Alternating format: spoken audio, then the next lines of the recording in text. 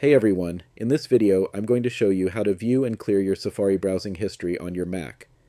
First, open the Safari browser. Once it's open, look at the top of your screen. You'll see the Safari menu in the menu bar. Every time you open an app on Mac OS, its menu appears there. Now, click on History in the menu bar, then select Show All History. This will display your full browsing history, organized by dates like today, yesterday, and previous weeks, depending on your usage. If you want to clear the history, click on Clear History at the top right corner of the history window. A pop-up will appear asking you to choose a time range. You can clear the last hour, today, and yesterday, or all history.